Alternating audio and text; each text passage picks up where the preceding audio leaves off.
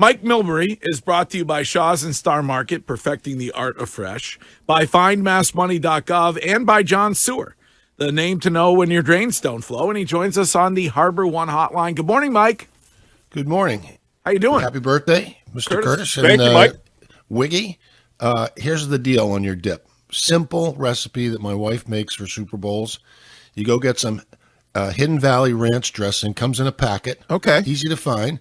Then you get some sour cream. Mix them both together. Then you start making your bacon. Just make it however you make it in the frying pan, and let that cool. While it's cooling, you add shredded cheese to the Hidden Valley Ranch and the sour cream. Then add the bacon as it cools. Whip it all together. Then sort of smooth it over. Put a mound of cheese and some bacon crumbles on top, and bring it out about a half an hour before the game starts. Delicious.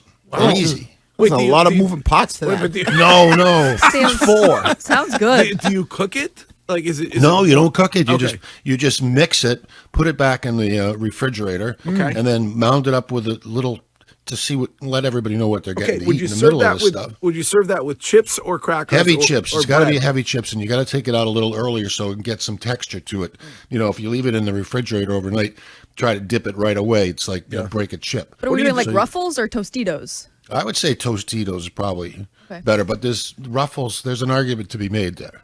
What are you doing for the game? You having a party? You going to a party? I don't know yet. Okay. I don't know yet, but I'm not having a party, but we'll probably hang out with some friends on the Cape. Can I ask a quick question about chips before we get to hockey? Yeah. When did it become acceptable that a bag of Tostitos is now $6.99? That was $2.99 my entire life.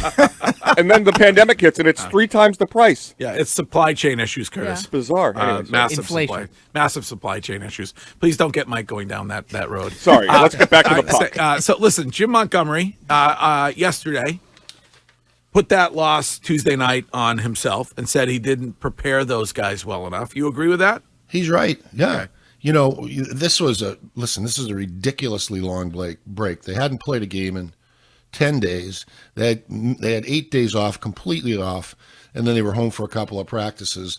That never used to happen. I mean, we had a couple days off at the All-Star game and then a couple days off at Christmas, at which time guys would like to go back to Toronto, but that's when we had snow. Remember snow? Anyway, Harry would say, you got 2.5 days off. If you want to go back to Toronto to see your family, you better come back on time, because if you come back late, you better come back in a box. That got my attention. Yeah. But I think there was every reason to suspect this was a trap game. And it was a trap game for the coach too, because apparently they had 2 really good practices and everybody was sort of charged up to come in. And they were facing an opponent that just had traded one of their best players, if not their best offensive player, to Vancouver for future considerations, which is kind of like waving the white flag. I mean, early before the trade deadline, now you're probably not looking at any success in the near future. So if you jump on Calgary, and this would have been my play, make them ready somehow to come out of the gate, discourage Calgary, a team that really looks like it's going to go nowhere and is trading away some key assets, that would be the way to set the tone. And they didn't. They were out muscled, they were outworked, they were out everything in that game from the get-go, and they deserve to get spanked. With the trade deadline looming, if you were Don Sweeney, what would you do with regard to Jake DeBrusk? Would you wait and see you're going to have to, I think he's looking for $5.5–6 million at the end of this. Would you maybe throw him out there and see if there's interest and get some value if you're not going to be able to resign him? He's been pretty darn good, and from all accounts has been a better two-way player. It looks like what did he have, 27 goals last year or something like that? I mean, he's looking to he got real hot in this streak, and I don't know why they'd want to trade him. He seems to have settled in after that Cassidy trouble that he had. If I'm the Bruins, you have to evaluate the fact if this guy is a top 6 player, then why bother to trade him? You're going to have to replace a top 6 player with another top 6 player, and I don't see the depth of talent coming up through this organization in Providence. It's just there aren't that many choices. So I think they'll keep him. Mike, it seems like Matt Patra's surgery is going to end his season, his rookie campaign. How tough of a break is that for this Bruins team?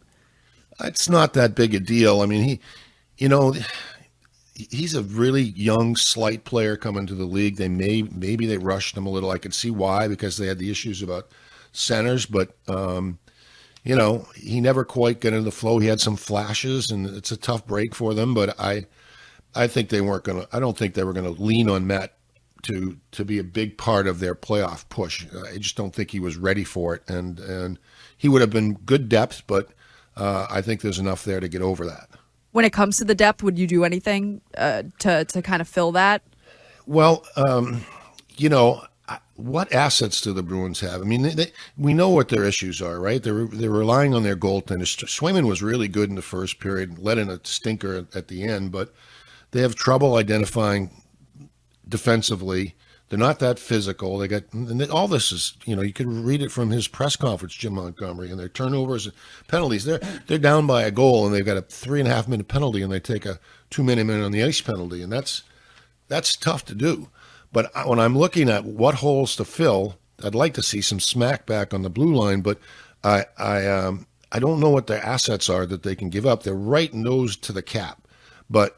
So if they want to give up a guy like DeBrusk or a guy like Allmark, I mean, they could be in play, but they're going to create holes someplace where maybe they don't want to create holes, or they don't want to rush the goaltending trade, which I think is inevitable, in my opinion.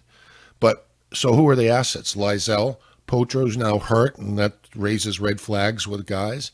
The defenseman Lowry. I mean, those are I don't know if that's enough to entice anybody into a sweetheart of a deal for a defenseman or some more secondary scoring. Mike, when you look at it from the coach's perspective, what's the hardest thing to get these guys to do when they have that long period of time off and they now get back? What's the hardest thing for you to do as a coach to kind of get them re-engaged? There's nothing like skating. I mean, it's really, if you take 8 days off from skating, the limbs that you use, the muscles that you use are so different from just running up and down a basketball court or a football field. And it takes a couple days. I mean, I would have encouraged them to get on the ice on their own. You can't force them. Get out there. And then apparently they had a couple of good practices, but mentally you have to be sharp coming back from a break like that. And you might need a little kick in the ass at some point from the coach. Even though the practices were good, it might be, listen, this is why this opponent is dangerous. The Calgary just traded away their best player. Their players are probably feeling, like they have something to prove, or there's an opening for them to get into some of that ice time that Lindholm had.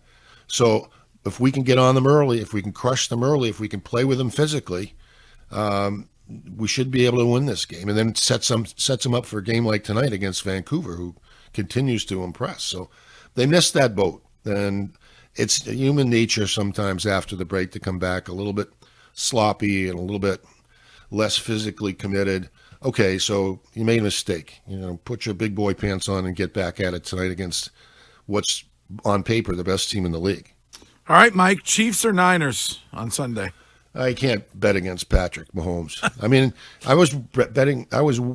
really hoping that he would make it to the Super Bowl because he'd play one more time, and I can see him play one more time this year because he's just fun to watch. He's one of those guys you'd pay money to see play, isn't he? Yeah. Yeah. He's our version of the Connor McDavid. Like one of those guys that, like, I'd love to see Connor McDavid play in a Stanley Cup just because you get to see that for X amount of games. I feel the same way about Patrick Mahomes, even though I'm not a huge Kansas City fan. Ingenuity, the creativeness, and the athleticism all combined in one, and it makes you get a surprise package every game. Mike, we'll talk to you next week. Thank you. Try the dip, Wiggy. I will. All right.